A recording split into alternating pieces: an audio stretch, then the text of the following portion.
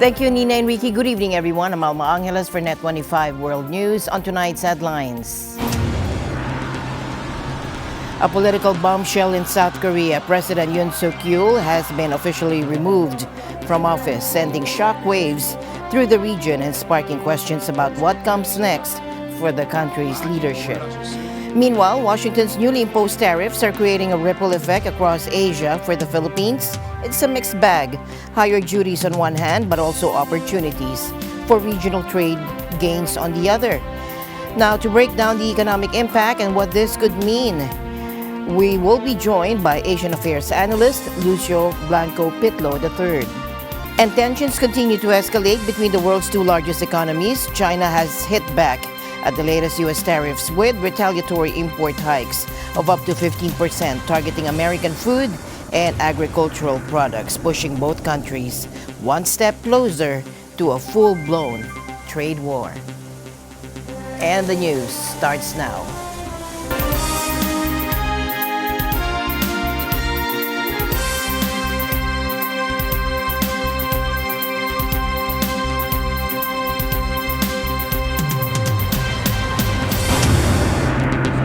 South Korea is waking up to a major political shakeup. President Yoon Suk-yeol has officially been removed from office. Take a look. The country's constitutional court delivered a unanimous ruling upholding his impeachment following his controversial declaration of martial law late last year. That move triggered South Korea's worst political crisis in decades. Now, under the Constitution, a new presidential election must be held within 60 days. In the meantime, Prime Minister Han Duck-soo will step in as acting president. I solemnly acknowledge the grave and unfortunate situation in which a sitting head of state has been impeached for only the second time in our constitutional history. In support of the will of the sovereign people, we will do our best to manage the next presidential election so that the next government can be launched without disruption in accordance with the Constitution and laws. In court, Acting Chief Justice Moon Young-bae didn't mince words. He said Yoon crossed the line with his martial law order. He shocked the people and caused chaos across all fields, including society, economy, politics, and diplomacy.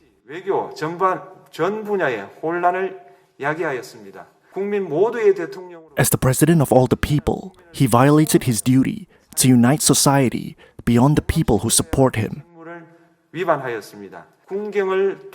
By mobilizing the military and police to undermine the authority of constitutional institutions, such as the National Assembly, and violate the basic human rights of the people, he made a grave betrayal of the people's trust, who are the sovereign members of the Democratic Republic. Outside the court, thousands erupted in celebration. Many had camped out overnight in anticipation. But the mood was drastically different near Yoon's official residence. Supporters watched the ruling unfold on a big screen, some in silence, others in tears. Tensions flared with at least one person arrested for damaging a police bus. Big changes lie ahead for South Korea as the country prepares to choose a new leader amid an already uncertain global climate. Washington's new tariffs place the Philippines in a complex spot, facing increased duties but potential regional advantage. How will this impact the Philippine economy and U.S. relations? We're now joined by Asian analyst Lucio Blanco Pitlo III, who will analyze the implications for the Philippines and ASEAN. Good evening, sir. Welcome to the program. Good evening, Alma. Good evening to all the viewers of your program. Thank you again, sir, for accepting our invitation. Now, I have breaking news, sir, now with China. With China now imposing retaliatory tariffs on U.S. agricultural and food products, and what ripple effects could this have? Not just for the two countries involved, but of course, for the global economy. Yeah, we are already on a trade war, so the worry is that this would escalate with the, of course, the recent pronouncements from President Trump in terms of imposing more tariffs blanket on a broad range of countries, friends, foes, neighbors, and allies. And of course, countries that were hit hard by this new wave of tariffs are expected to retaliate. I think the question would be whether the reciprocal retaliatory tariffs that they would impose, to what extent it would have, of course, more adverse consequences for global trade.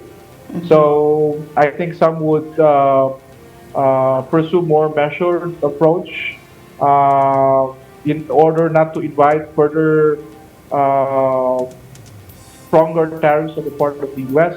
I think some may reciprocate in the same, more or less the same intensity as the U.S.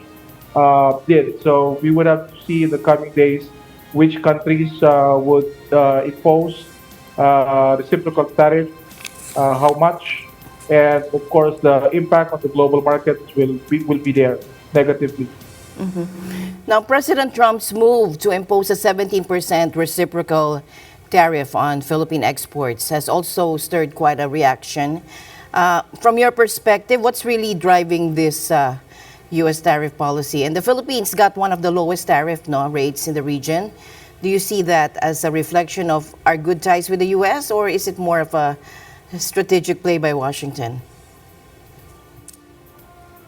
Yeah, certainly some in the Trump administration, I think Trump himself viewed that several countries were able to get away in terms of imposing tariffs on U.S. goods coming to their countries, and that many countries have taken advantage of the U.S. for years.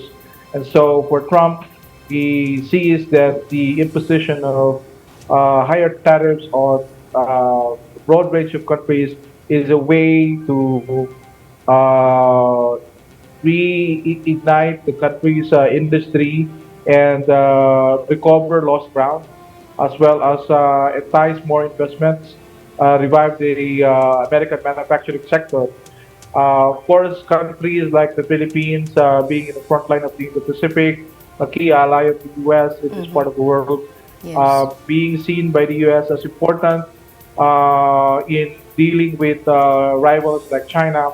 I think that explains the lower tariff imposed on the country, plus the fact that traditionally the Philippines is not a major powerhouse when it comes to merchandise exports, and that while U.S. is a major export market of the country, accounting for about 17, around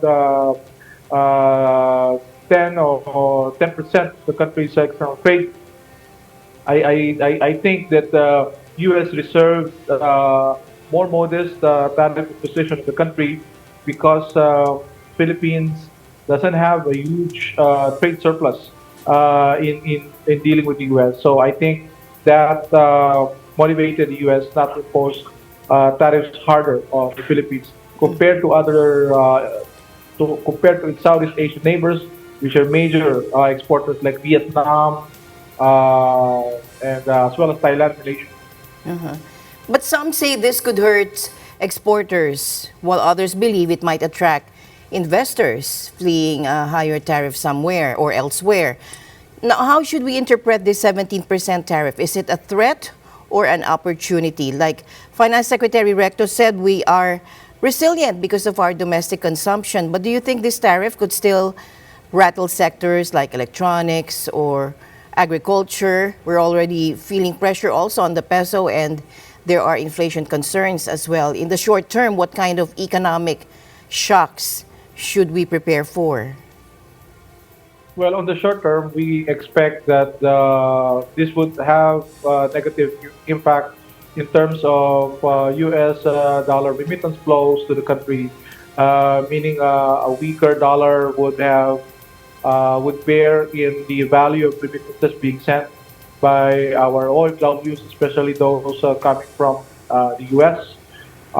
There will also be impact on our merchandise exports to the U.S. Much of it in the semiconductor electronic industry. Recently, the President Marcos made an administrative order trying to create a council to support the country's semiconductor electronic industry. And I think this comes from the realization that this is a major sector that needs to be developed. And of course, this is a very critical global sector. Yes. A lot of countries are looking at trying to diversify the supply chains in this sector, and at the same time find opportunities with countries that may provide lower production costs in this area, and a country that already have some exposure, some backward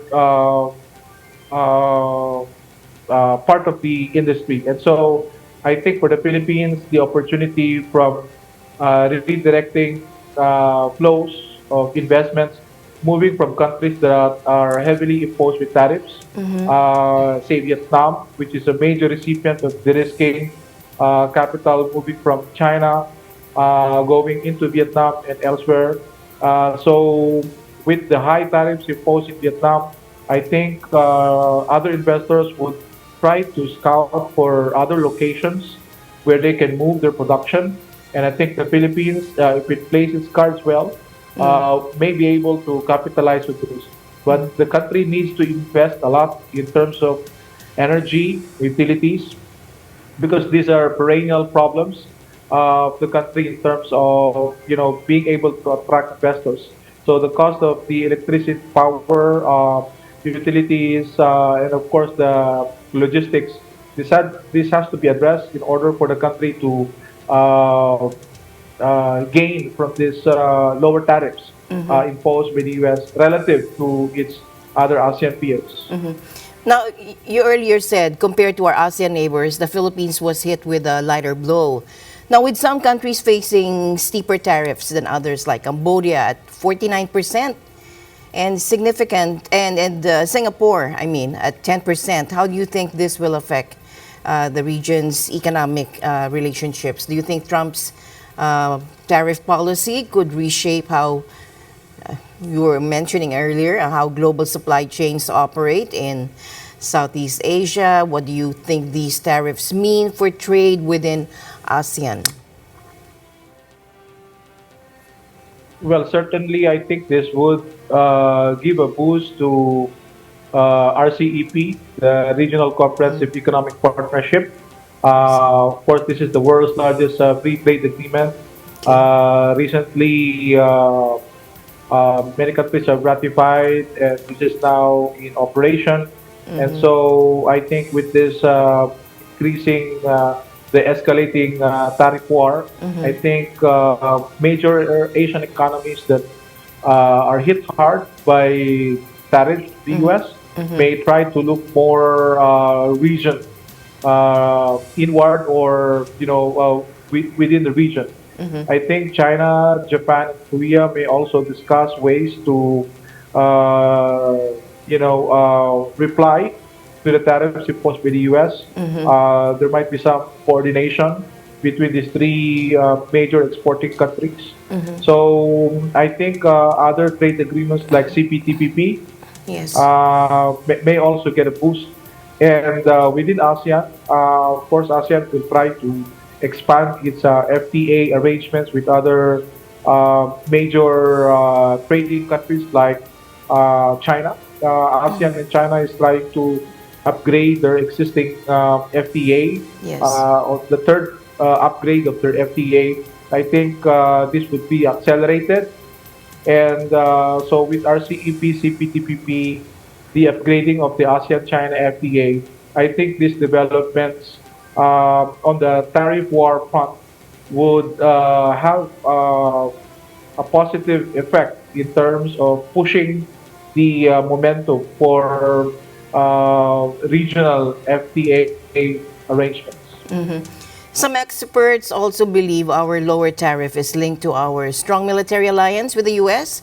Do you think Washington is rewarding allies, or is this purely economic calculus? Now, with tensions in the Indo-Pacific and the West Philippine Sea, could these economic moves be part of a bigger geopolitical strategy by the U.S.?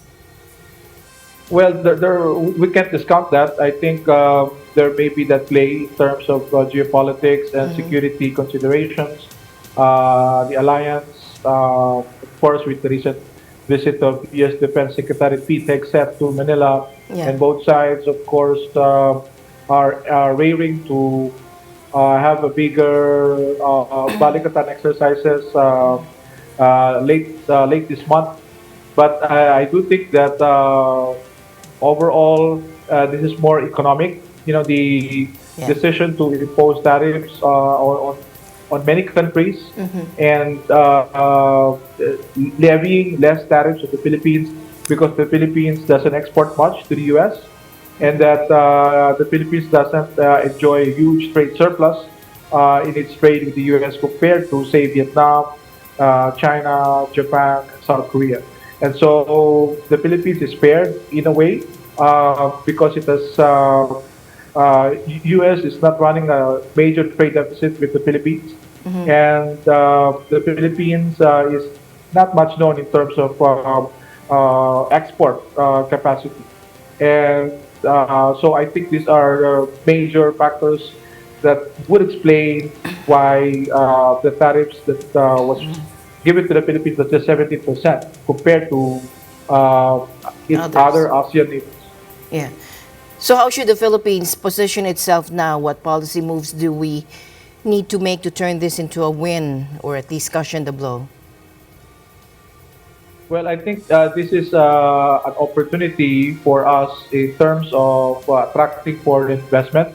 Now that we have less tariffs compared to our ASEAN peers, we may be able to attract more locators in our industrial parks, in our export processing zones. But again, as I mentioned earlier, we have to address bottlenecks in terms of energy, logistics, and utilities in order to maximize the value of potential investment flows. Relocating or diverting away from countries that will heavily suffer from this tariff impositions by the U.S.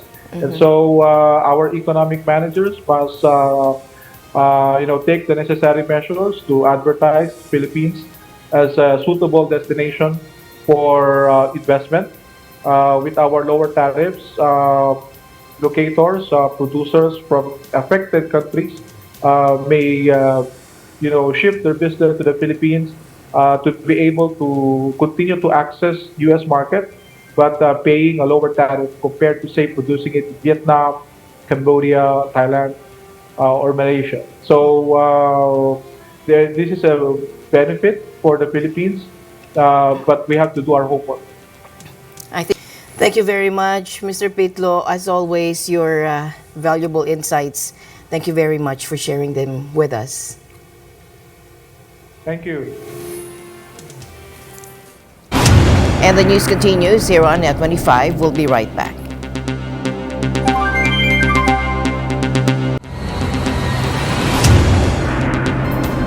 Haiti's capital is under siege. Heavily armed gangs rule the streets and violent protests are erupting daily. One demonstrator described the situation as authorities giving gangs access to communities. Look at what happened the day before yesterday in the Mirebalais commune. They know that the policemen arrested some men for illegal gun transportation.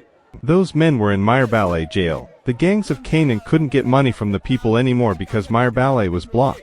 The authorities gave Viv and Sam Gang Alliance to access Mirebalais. But we, the residents of the Solino neighborhood, we want to return home, and we will go home anyway. The crisis in Haiti is spiraling out of control. 500 inmates freed from a prison by gangs. Over 60,000 people displaced in just 1 month. Port-au-Prince is a battleground. Protesters, armed and desperate, are fighting police. The transitional government is failing to stop the chaos, facing accusations of corruption and collusion with the gangs. And now, a new U.S. tariff threatens to deepen the economic crisis. The United States has slapped a 10% tariff on Haitian goods, raising fears of further economic fallout. With over 1 million already displaced, many more hungry, the road ahead for Haiti remains uncertain. Tornadoes have devastated communities across the central and southern U.S. Homes are destroyed, power lines are down, and at least 8 people are injured. The National Weather Service reports multiple tornadoes across 4 states, with millions still under threat of severe weather. Arkansas has declared a state of emergency as the storms continue to unleash chaos. Drones recorded widespread destruction in northern Arkansas City after tornadoes ripped across a wide swath of the central and southern United States overnight. The National Weather Service said there had been at least 15 reports of tornadoes in at least 4 states by late Wednesday. It classified the Lake City tornado as an EF3. The Craighead County Sheriff confirmed Thursday that at least 8 people were injured, 57 structures were damaged as a result of the Wednesday night storms. The National Weather Service Arkansas Storm Team predicts more severe weather with the potential for more tornadoes in the state.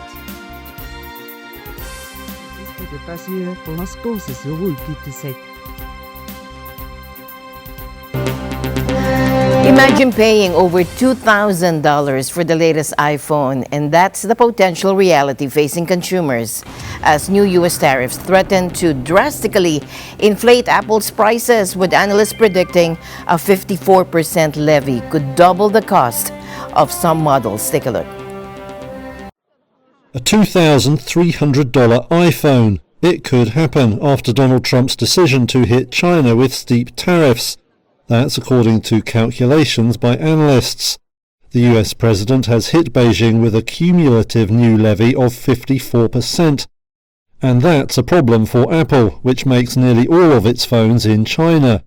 The cheapest model of its current iPhone 16 was launched with a sticker price of $799 in the US. But calculations by Rosenblatt Securities show that could rise to $1,142 after the tariffs kick in. A high-end iPhone 16 Pro Max currently sells for up to $1,599. That could rise to almost $2,300. Little wonder then that Apple shares closed down over 9% on Thursday, enduring their worst day in 5 years. Now the tariffs leave the tech giant with a difficult choice: pass on the higher costs and hope consumers don't mind, or swallow the tariffs and take a big hit to profits. The firm didn't immediately respond to a request for comment on its thinking, but Rosenblatt estimates the tariffs could end up costing it some $40 billion. It all comes at a bad time for Apple. The company has already seen its sales sag in key markets, and its AI offering, Apple Intelligence, has so far failed to excite shoppers. During Trump's first term, Apple enjoyed exemptions from tariffs he imposed then. Now analysts say it's probably trying to negotiate something similar the second time around. So far, though, the iPhone maker seems to be out of luck. Now, since 2020, U.S. stocks haven't seen a day this bad. The culprit, President Trump's new tariffs. Wall Street's main indexes suffered their biggest one-day percentage losses since 2020 on Thursday, the day after President Donald Trump's Liberation Day. The Dow dropped 4%, the S&P 500 shed more than 4.8%, and the Nasdaq was down 6%. Trump's Wednesday announcement of sweeping 10% tariffs on most imports and much higher duties on dozens of other countries has ignited fears of an all-out trade war and a global economic recession. Sam Stovall is chief investment strategist at CFRA Research. Well, the market is down today because the tariff announcement ended up being more extreme than most investors had anticipated. And because of it being extreme, investors are now worried about what the reciprocal tariffs will end up being, with the retaliatory tariffs by our trading partners, how long these tariffs will be in effect, because the longer they are, the deeper this market is likely to decline, because the longer that they are in effect, the weaker our economic growth and corporate profit growth will likely be. So investors are attempting to get ahead of the fundamental fallout from the taxes by selling now. China vowed tariff retaliation, as did the European Union, which faces a 20% duty. South Korea, Mexico, India, and several other trading partners said they would hold off for now as they seek concessions before the targeted tariffs take effect on April 9th. Trump's tariffs sparked a global stock sell-off, with tech hit the hardest.